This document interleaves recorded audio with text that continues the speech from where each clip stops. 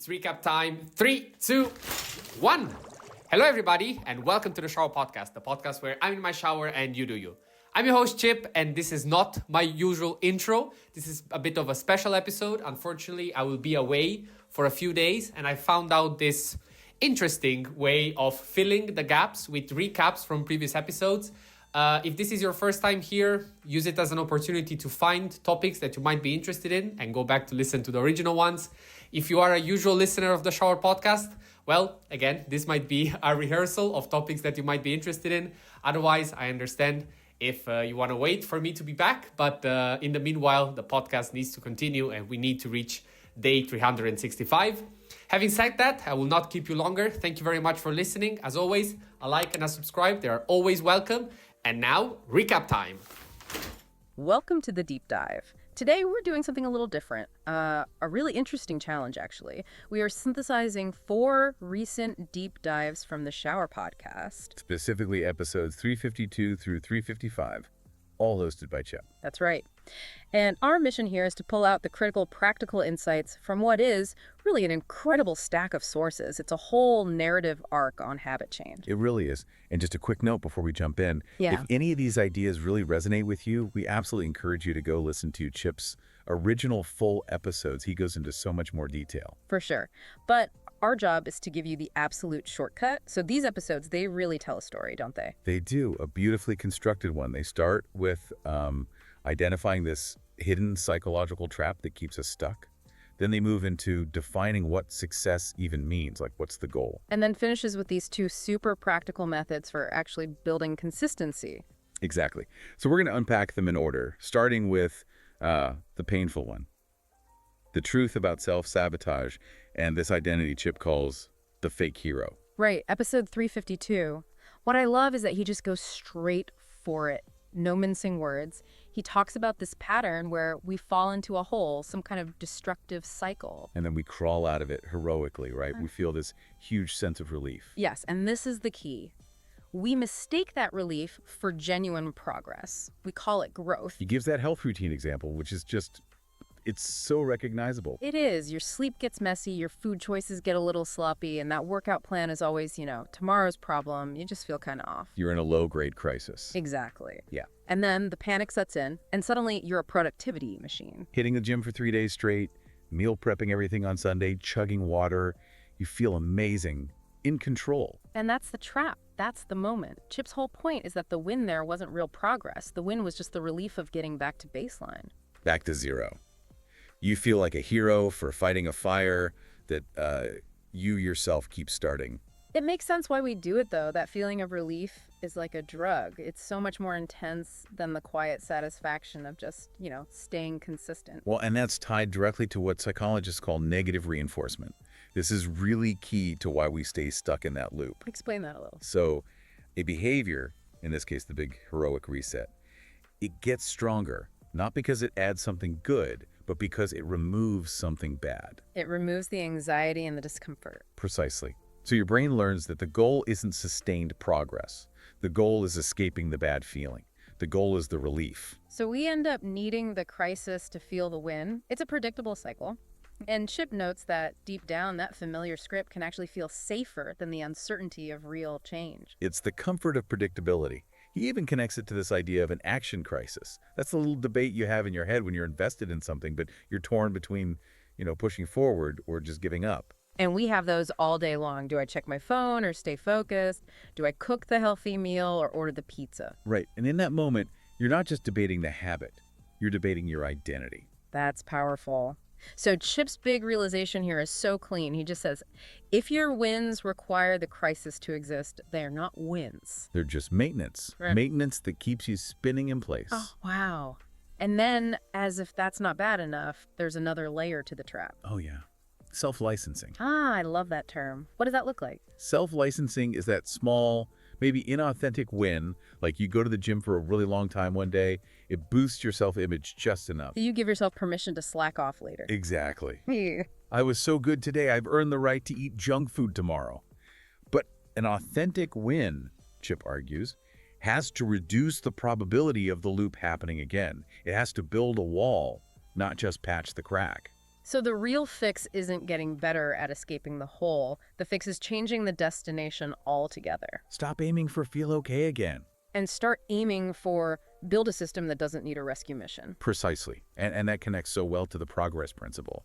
The idea that real quiet progress, just showing up before the panic, is actually the most powerful motivator. It's the small wins. And he gives a tool for this, right? The implementation intentions. It's a simple if-then plan. It just removes the need for willpower when you're weak.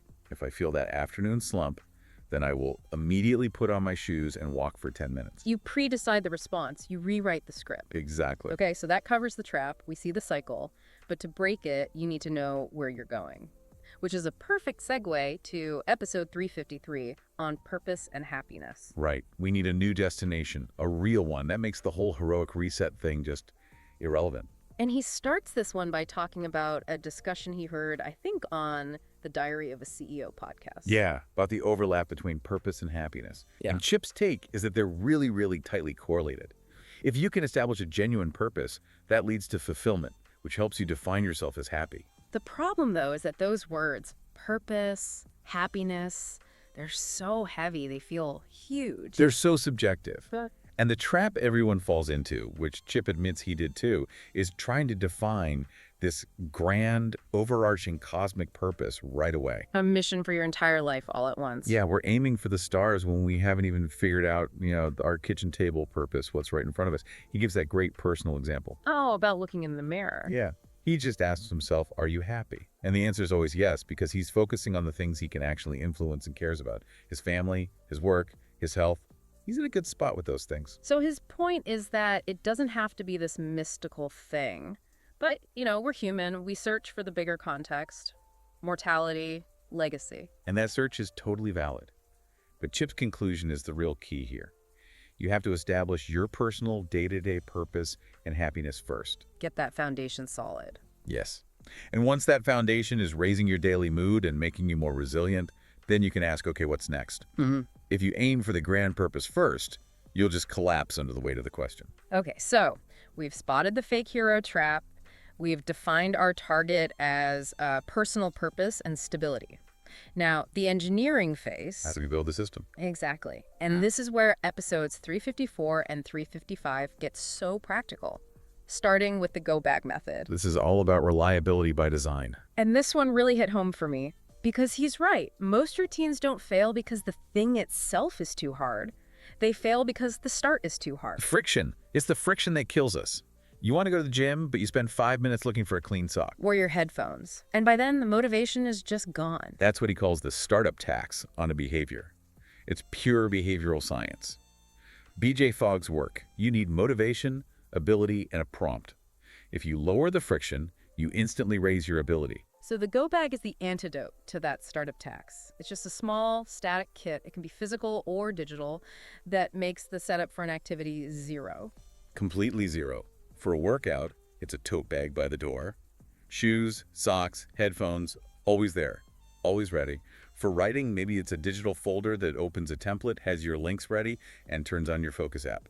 And the real magic, he says, is the sameness. You pack it once, you top it up, but you stop thinking about it every single morning. You're not hoping your future self will be disciplined. You're making it impossible for your future self to be anything but ready. You remove the excuse before it even has a chance to form. I love that. The core idea to carry with you is so simple. Make the right thing the easy thing. Fantastic.